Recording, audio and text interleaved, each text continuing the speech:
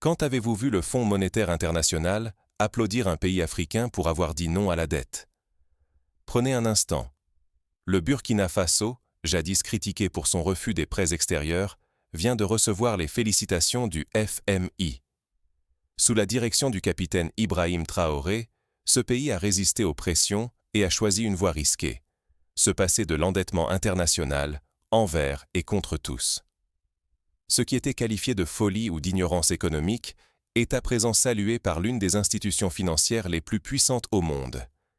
Hier encore, on affirmait que le Burkina Faso allait droit dans le mur sans les aides extérieures. Aujourd'hui, on parle d'exemplarité, de rigueur budgétaire et de courage politique.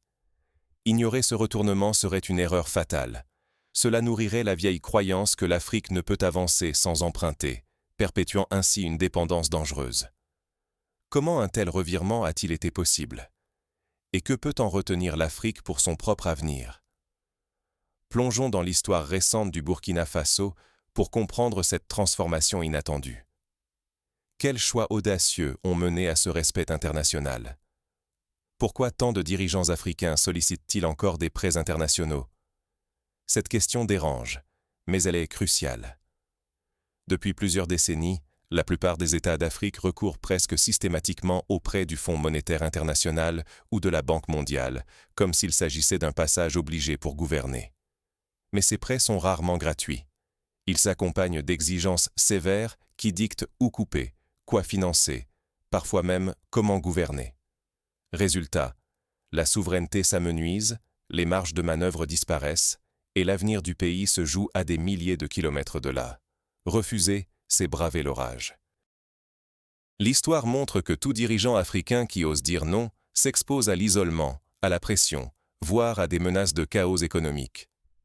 Les experts agitent sans tarder le spectre de la faillite, comme pour étouffer tout espoir d'indépendance. Pourtant, continuer sur cette voie, c'est alourdir la dette des générations futures et sacrifier l'investissement pour demain. Cette spirale n'est pas une fatalité, mais elle paraît inévitable. Alors, pourquoi si peu osent-ils s'écarter du chemin? Et qu'a fait Ibrahim Traoré pour que le Fonds monétaire international change de ton vis-à-vis du Burkina Faso? Le cas du Burkina Faso intrigue. Sous la présidence du capitaine Traoré, une nouvelle stratégie a bousculé les certitudes.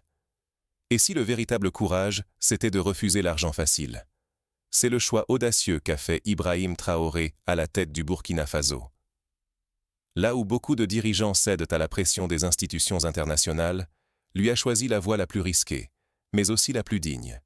Il a dit non à l'endettement, préférant la discipline budgétaire, même si cela signifiait affronter la tempête seul.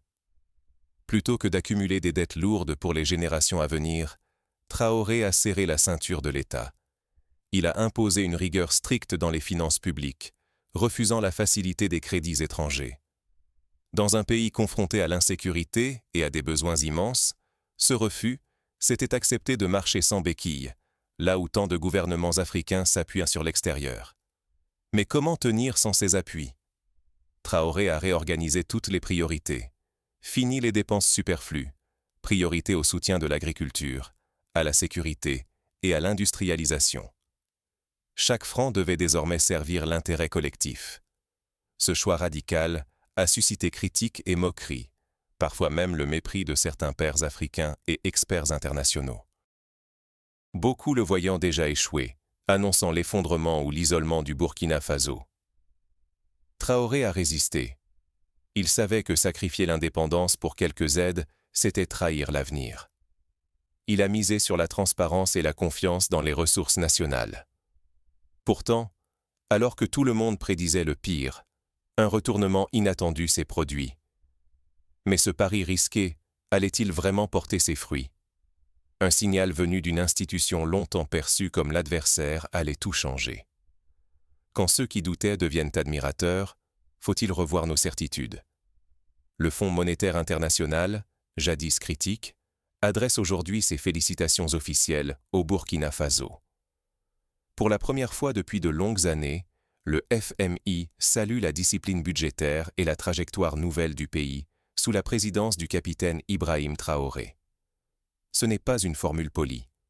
Le FMI reconnaît un changement réel, gestion rigoureuse, réformes concrètes, réduction du gaspillage.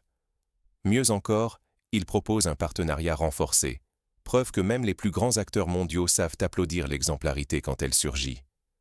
Mais ce renversement soulève une question. Pourquoi tant de pays africains s'entêtent-ils à vouloir s'endetter coûte que coûte, alors qu'un autre modèle commence à prouver son efficacité? Le succès du Burkina Faso expose les faiblesses d'une gouvernance qui préfère l'emprunt facile à l'investissement local.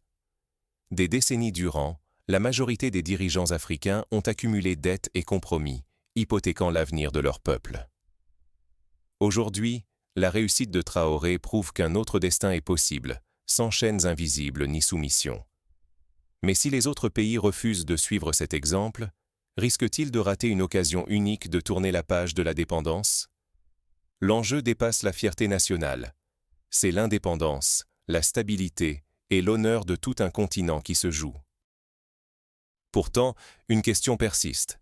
Cette discipline tiendra-t-elle si, un jour, Traoré quitte le pouvoir? L'avenir du Burkina Faso reste incertain. Sa réussite survivra-t-elle aux hommes qui l'ont initié? Et si le vrai leadership, c'était de regarder loin, au-delà de sa propre survie politique? Cette idée dérange, mais elle éclaire le secret du succès burkinabé. Oser choisir la discipline, la transparence et l'intérêt collectif, même quand cela coûte cher ou isole sur la scène internationale. Première leçon. La réussite ne s'achète jamais à crédit. Elle se forge dans la rigueur, le sacrifice et le refus de céder à la facilité de la dette. Refuser les emprunts n'a pas été une démonstration d'orgueil, mais un acte de protection envers les enfants de demain, pour les épargner de la spirale sans fin des remboursements. Le Burkina Faso a prouvé que l'indépendance ne dépend pas de la durée d'un mandat, mais de la capacité à bâtir des systèmes solides qui survivent à leurs créateurs. Sous la gouvernance du capitaine Traoré, l'efficacité s'est mesurée à la gestion des ressources propres, non à la rapidité à obtenir des fonds extérieurs.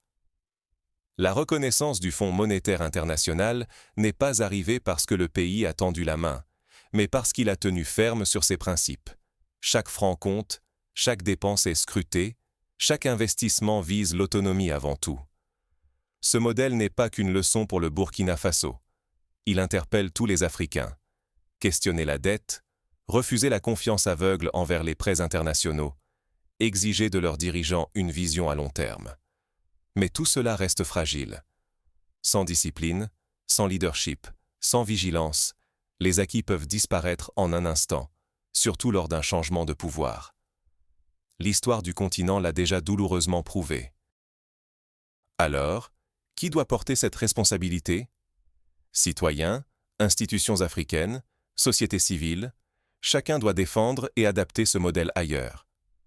Mais cette transformation n'a pas été sans résistance ni sacrifice. Comment le Burkina Faso a-t-il affronté les pressions et les obstacles? Le futur de l'Afrique se joue-t-il dans les décisions prises aujourd'hui? Cette interrogation n'est pas anodine. Elle engage le destin de millions de vies et la place du continent dans le monde. À la croisée des chemins, chaque décision pèse lourd. S'abandonner à la facilité de l'emprunt, c'est transmettre un fardeau aux générations à venir. À l'inverse, choisir la discipline et l'investissement local, c'est défendre la liberté, la dignité et l'autonomie. Le Burkina Faso, sous la présidence du capitaine Ibrahim Traoré, en est la preuve vivante. En refusant les prêts extérieurs et en privilégiant la rigueur, la lutte contre le gaspillage et l'investissement dans l'agriculture et la sécurité, il a inversé des habitudes ancrées depuis des décennies. Même le Fonds monétaire international a dû respecter ce choix, saluant des résultats obtenus sans recourir à une dette écrasante. Ce chemin exige du courage, de la patience et l'engagement de tous. Car il est toujours plus simple de tendre la main à l'étranger que de se réformer soi-même.